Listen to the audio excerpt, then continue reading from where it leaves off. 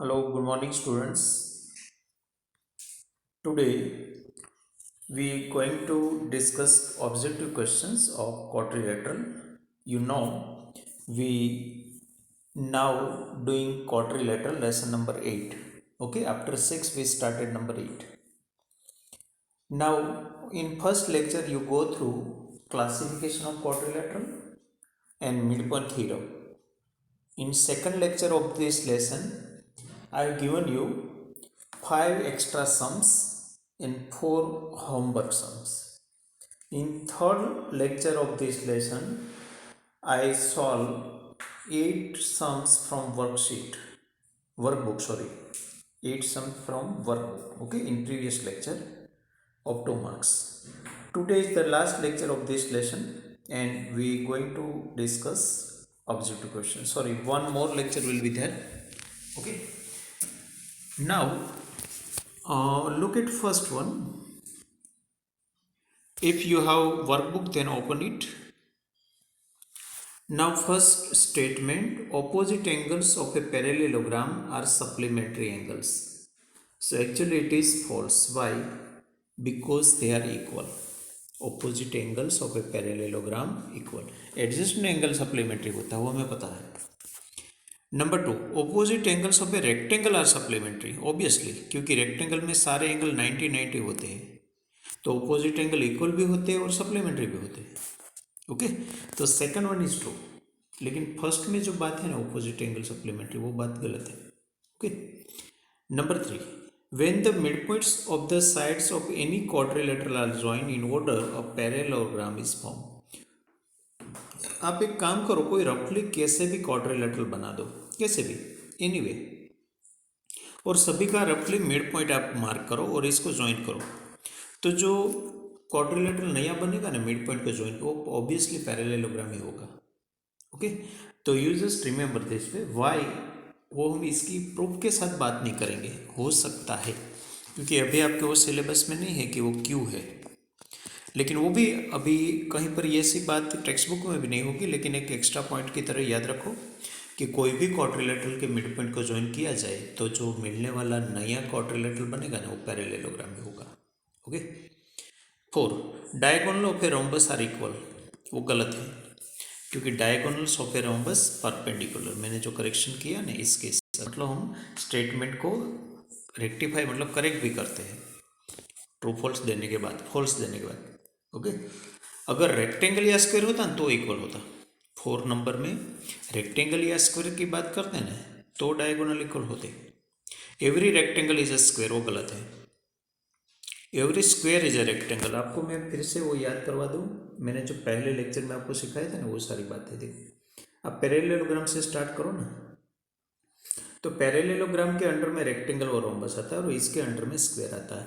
तो हम नीचे से ऊपर जाएं तो ठीक है कि every square is a rectangle, every rectangle is a parallelogram, ऐसा बोल सकते हैं.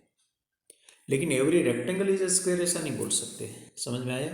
जैसे हम ऑल गुजराती आर इंडियन ऐसे बोल सकते हैं, मतलब वाइडर रेंज पर जा सकते हैं, लेकिन नैरोवर रेंज पर हम नहीं आ सकते. एवरी इंडियन इज गुजराती ऐसे नहीं बोल सकते हम. समझ गए? तो ऐसे आप every square is rectangle, every rectangle is a parallelogram, every parallelogram is a quadrilateral या तो कॉन्वेक्स क्वाड्रिलेटरल, आप ऊपर जा सकते हो. ऐसे नीचे नहीं आ सकते या तो साइड में भी नहीं जा सकते, पैरेलल भी आगे नहीं बढ़ सकते. ओके. और सारी प्रॉपर्टी भी यहाँ आई, तो एक बार याद रख लो क्या क्या बात है. पैरेललोग्राम से स्टार्ट करो. तो पैरेललोग्राम की मेन प्रॉपर्टी जो opposite side equal, opposite side parallel, opposite angles equal, adjacent angle supplementary and diagonal bisect each other, मतलब O A O C O B O D equal. Trapezium में opposite side की एक ही pair parallel होती है और adjacent angle की 2 ही pair supplementary होती है. पैरेललोग्राम में डबल था, इसमें 4 पेयर सप्लीमेंट्री था और पैरेलल दोनों पेयर थी ऑपोजिट साइड की. काइट में एक अलग ही बात है. काइट में क्या होता है, ओनली ऑपोजिट साइड्स इक्वल होते हैं, सॉरी एडजेसेंट साइड्स इक्वल होते हैं. एडजेसेंट मतलब पास पास वाले. ओके, वो आप देख सकते हो वहाँ. और ये इसकी एक प्रॉपर्टी में यहाँ नहीं लिखा है, वो है कि डायगोनल्स, यहाँ डायगोनल बाइसेक्ट ईच अदर नहीं है, लेकिन जो स्मॉलर डायगोनल है ना इसको बिगर वन बाइसेक्ट करता है, एक दूसरे को नहीं बाइसेक्ट करता है. यहाँ आप फिगर आप देख सकते हो ना, फिगर में आप बोल सकते हो B D bisect A C, B D A C को बाइसेक्ट करेगा। अगर मैं ड्रॉ करूँ ना, मान लो कि मैंने दोनों डायगोनल, सॉरी यहाँ तो नहीं दिखाई देगा, एक मिनट हो, हाँ अभी करें। मान लो कि ये ए सी मैंने ज्वाइन किया, ये बी डी ज्वाइन किया, तो ए सी का दो इक्वल पार्ट बनेगा, ए सी का ये दो इक्वल पार्ट बनेगा, ये दोनों कौन करेगा, बी डी। तो बी डी बाइसेक्ट ए सी, और परपेंडिकुलर भी होगा, यहाँ सारा राइट एंगल भी बनेगा, जैसे रोम्बस में बनता है ना ऐसे बिल्कुल। ओके, तो एक प्रॉपर्टी और मैंने जो नहीं लिखी, आप लिख भी सकते हो। क्या लिखोगे आप कि ए C perpendicular B D, A C perpendicular B D. और दूसरी बात क्या लिखोगे, B D bisect A C, B D bisect A सी, लेकिन ईच अदर नहीं, ए सी बी डी को नहीं बाइसेक्ट करेगा, बी डी ए सी को करेगा, मतलब बिगर वन स्मॉलर वन को करेगा। और रेक्टेंगल की एक्स्ट्रा दो प्रॉपर्टी कौन सी है, वो स्पेसिफिक पैरेललोग्राम है, इसके अंडर में आता है। इसमें ऑल एंगल्स इक्वल होते हैं और दोनों डायगोनल इक्वल होते हैं। रोम्बस में all sides equal and diagonal perpendicular, और डायगोनल एंगल्स को बाइसेक्ट करते हैं। स्क्वायर में सारी प्रॉपर्टी होती है। ओके, आप एक बार बार रिपीट करना, बहुत इंपॉर्टेंट में। ओके, तो अभी हम जहाँ थे ना कि 5 number every rectangle is a square, वो फॉल्स है। उल्टा बोलो ना तो सही है, एवरी स्क्वायर इज रेक्टेंगल सही है। 6 नंबर भी याद रख लो। अभी हमने बोला कोई भी क्वाड्रिलेटरल के मिड पॉइंट ज्वाइन करो ना तो आपको पैरेललोग्राम मिलता है। ऐसे कोई भी रोम्बस की सारी साइड का मिड पॉइंट को ज्वाइन करो रोम्बस के, तो आपको रेक्टेंगल मिलेगा। ओके, ये भी याद रखो, 6, 3 एंड 6 दोनों बोलो।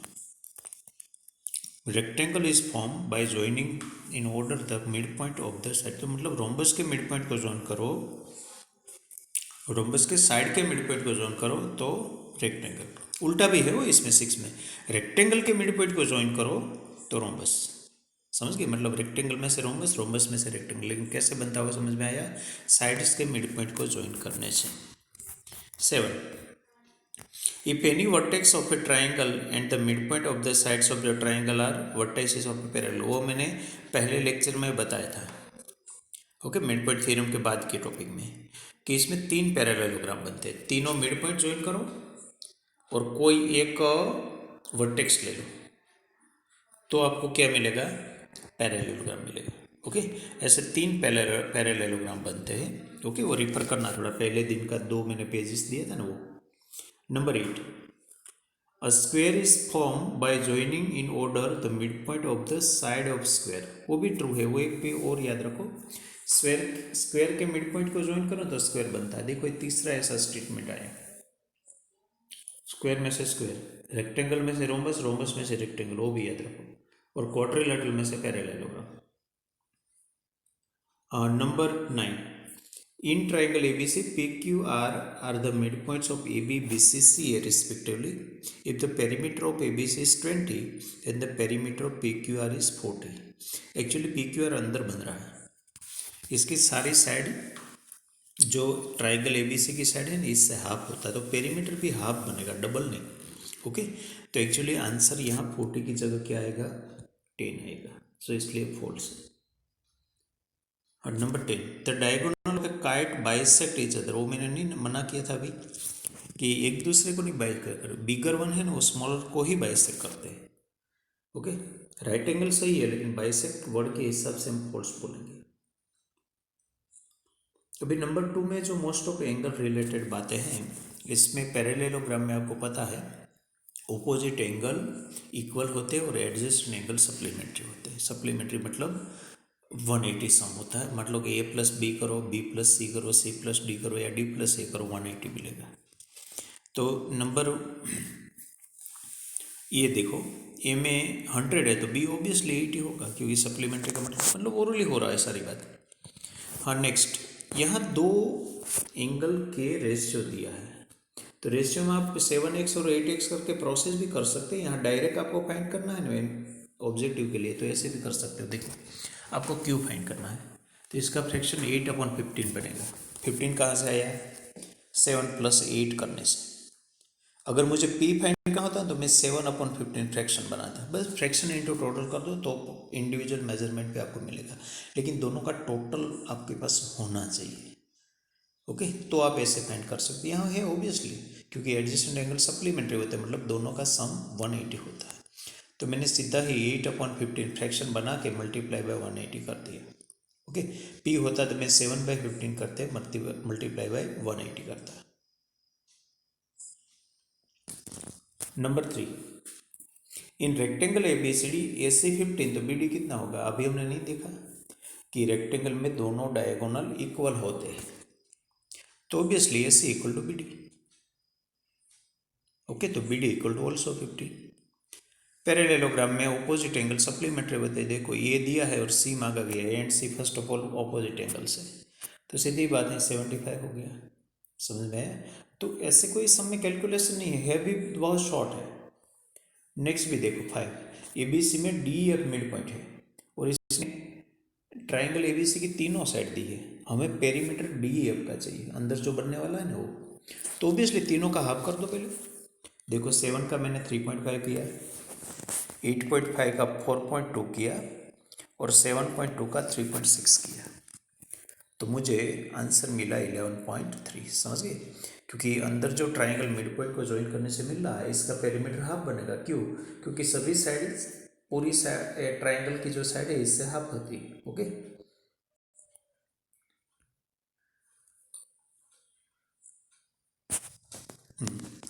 Six number, the diagonal AC and BD of a rhombus ABCD intersect at M, then AMB। अभी हमने देखा था कि रोम्बस के डायगोनल इक्वल नहीं होते, परपेंडिकुलर होते। परपेंडिकुलर होना मतलब क्या? वहाँ पर 90 एंगल बनता है। तो AMB आप थोड़ा फिगर रफ में करके देखो ना, तो वहाँ के एंगल मांग रहे हैं जहाँ पर डायगोनल इंटरसेक्ट होते हैं, तो ऑब्वियसली वो 90 होगा। Number 7, if one angle of a parallelogram is a right angle then it is called a rectangle। क्योंकि पैरेललोग्राम का एक एंगल राइट एंगल करो तो ऑटोमेटिक सारे राइट एंगल बनेंगे, सामने वाला बनेगा, पास वाला भी बनेगा सप्लीमेंट्री के हिसाब से। तो मतलब वन पैरेललोग्राम में एक एंगल राइट एंगल है तो इनफ है रेक्टेंगल प्रूव करने के लिए। ओके, नेक्स्ट, वहाँ PQRS है और इसका रेशियो सारे एंगल का दिया 3:4:5:6। मैंने इसके हिसाब से फाइंड किया, मैंने प्रोसेस यहाँ नहीं बताई, तो मुझे 60, 80, 100 एंड 120 मिला। एंगल 60, 80, 100 एंड 120 मिला। पहली बात तो ये आप देख लो कि अगर ऑपोजिट एंगल इक्वल होते हैं तो पैरेललोग्राम होते, सारे एंगल राइट एंगल होते तो रेक्टेंगल या स्क्वायर होते। यहाँ ऐसा कुछ नहीं है, इक्वल एंगल तो कोई है ही नहीं।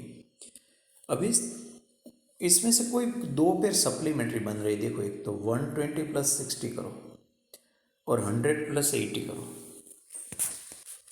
तो हमने ट्रेपेजियम में ऐसा देखा था कि एडजेसेंट एंगल की दो पेयर सप्लीमेंट्री होते हैं, सारे के सारी 4 नहीं, एडजेसेंट एंगल की कोई दो पेयर सप्लीमेंट्री होती है। यहाँ ऐसा हो रहा है देखो, तो ये जो क्वाड्रिलेटरल है वो कौन सा है? ट्रेपेजियम है। समझिए आप, क्योंकि any two pairs of adjacent angle become supplementary, that's why. Number 9, इसके जैसा सम हमने कर लिया है, एक्स्ट्रा सम और वर्कबुक में भी आया था कि A be given BC given, मतलब दो साइड दिया गया है रेक्टेंगल का और इसको डायगोनल चाहिए। मैंने फिगर बना के ट्राई किया है।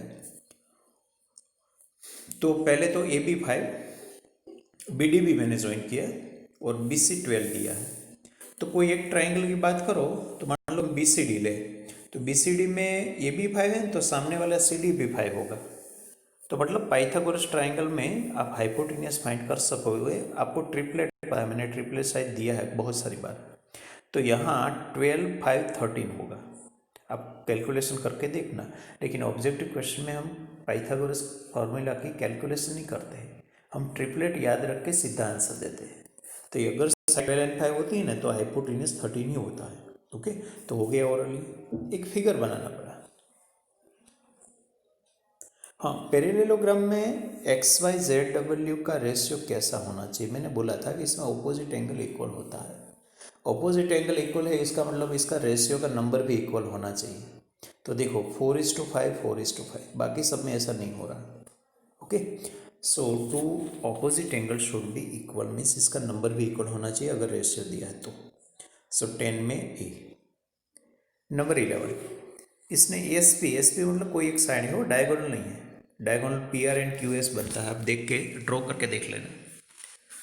नंबर 11 की बात कर रहा हूँ मैं। इसमें S P is a one side of rhombus, और आपको पता है रोम्बस और स्क्वायर दोनों में 4 टाइम्स साइड करो ना तो पेरीमीटर बनता है, क्योंकि सारी की सारी 4 साइड इक्वल होती है।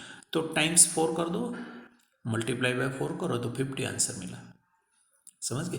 तो if one is any one side given you can find perimeter, any perimeter given you can find side in a rhombus and square.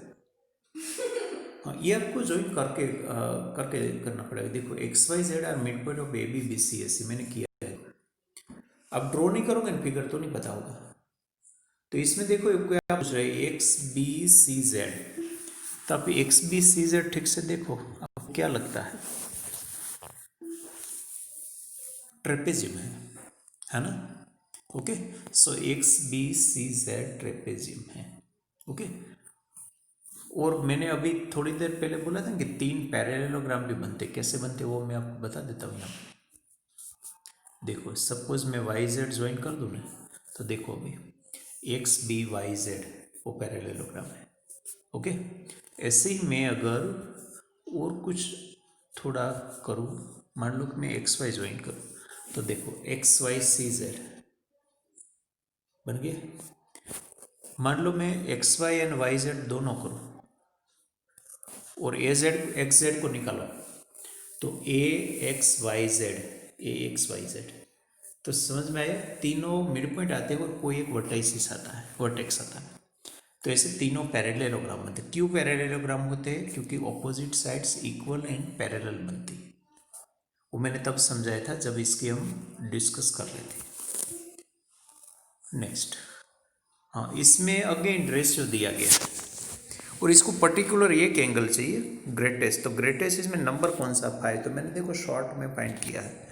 मैंने बोला ऐसे डिस्क्रिप्टिव में आप कर सकते हो, ऐसा नहीं कि ऑब्जेक्टिव में ऐसा कर सकते हो, डिस्क्रिप्टिव में भी कर सकते हो।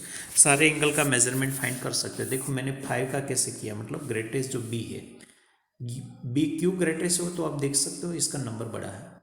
तो मैंने 5/15 मल्टीप्लाई बाई 360, मतलब टोटल है 360। इसलिए फ्रैक्शन कैसे बनते हो तो आप समझ गए, ऊपर खुद का नंबर और नीचे सारे नंबर का टोटल। तो यहाँ 5/15 मल्टीप्लाई बाई 360 सिंप्लीफाई करो तो 120 बनेगा। अगर इसने स्मॉलेस्ट पूछा होता ना, मैं 5 की जगह 3 रख देता। ओके, तो 24 3 जा 72 मुझे मिलता। और सारा पूछा तो सारा मैं ऐसे फाइंड कर सकता था। हाँ, नेक्स्ट में पैरेललोग्राम में P Q and Q R given, मतलब दो एडजेसेंट साइड है पैरेललोग्राम गिवन।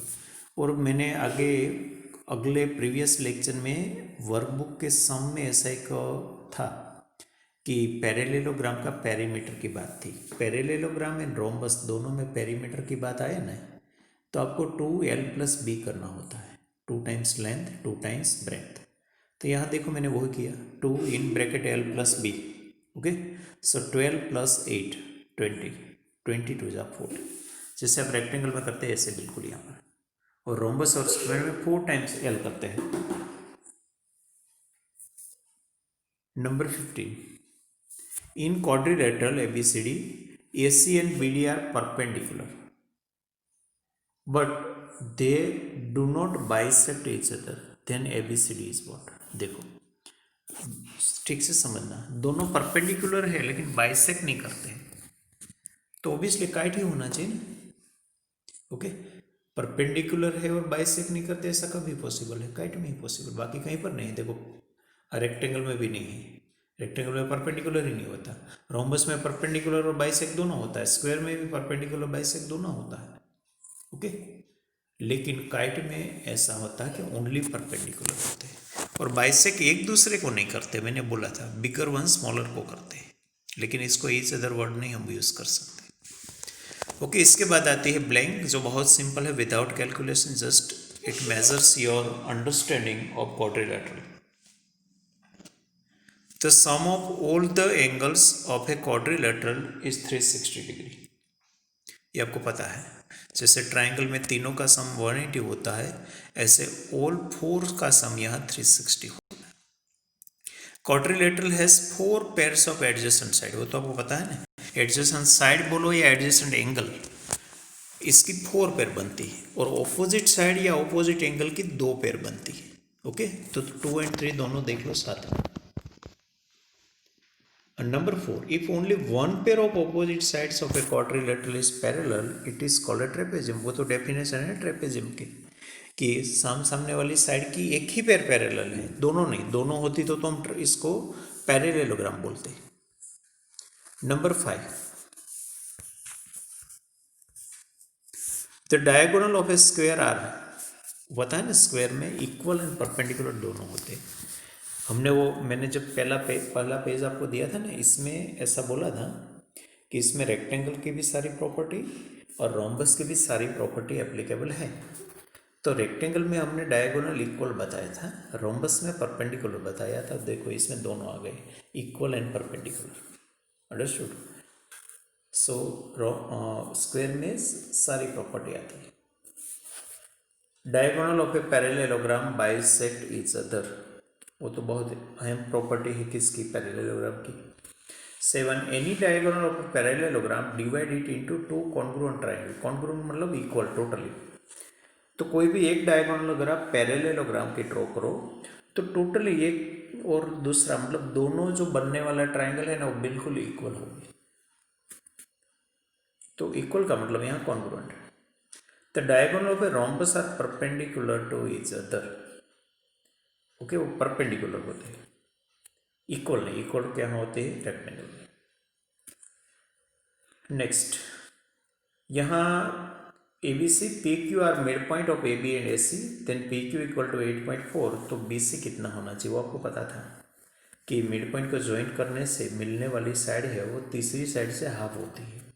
यहाँ वो साइड दी गई है लेकिन इसकी तीसरी साइड जो ट्रायंगल की है वो नहीं है, तो ऑब्वियसली वो डबल होती। तो B C is double of P Q, तो इसका डबल कर दो 16.8। ओके, तो जैसे आप रीड करो ऐसे ही पता हो जाता है, या तो इसमें फिगर ड्रॉ करो। मान लो कि आपको कुछ पता नहीं होता तो ऐसे थोड़ा रफ में फिगर ड्रॉ कर सकते हैं कि ए बी सी में पी एंड क्यू दोनों मिड पॉइंट है ए बी और ए सी का। तो मान लो मैं इसको ए बी सी बोलूँ, ओके, तो P mid point of A B, Q mid point of B C, और इसको मैं ज्वाइन करूँ। ओके, तो बी सी का हाफ होगा, लेकिन यहाँ इसने बी सी वो दिया है 8.4, उल्टी बात है। तो आपको इसका डबल यहाँ मिलेगा 16.8। ओके, तो इससे आपको आंसर मिलेगा। और नंबर 10, वो भी ऐसी कुछ बात है, देखो P Q R the mid point of A B B C A C respectively. तो ए बी सी के अंदर में पी क्यू आर बनता है, मतलब इनसाइड, अंदर और अंडर जो भी बोलो। तो पी क्यू आर अंदर बन रहा है, जो इसकी साइड हाफ हाफ हाफ होती है, तो मतलब पेरीमीटर भी पूरा हाफ बन जाता है किसका, पी क्यू आर का। ओके, तो यहाँ इसने ए बी सी का पेरीमीटर 32.6 दिया है, तो इसका हाफ कर दो, तो 16.3 इसका पेरीमीटर बनेगा पी क्यू आर का। ओके, तो most of things are related to basic, nothing is new here. और थोड़ी बहुत इसके बाद का जो क्वेश्चन नंबर 4 है ना, वो 1 वर्ड आंसर है वी एस क्यू, वो हम बाद में एक लेक्चर में करने वाले हैं। वो मैं थोड़ा बहुत होमवर्क में भी दूंगा और थोड़ा बहुत करवा दूंगा। ओके, और आज मैं एक भी सम आपको करने के लिए होमवर्क में नहीं दे रहा हूँ, ओनली ये सारे सम यहाँ जो मैंने लिखा अलग से भी नहीं लिखा, देखो जितना भी थोड़ा बहुत मुझे करवाना था वो अंदर ही लिख दिया पेंसिल से। तो ऐसे ही बिल्कुल आपको फेयरबुक में लिखना है, अंडरस्टूड।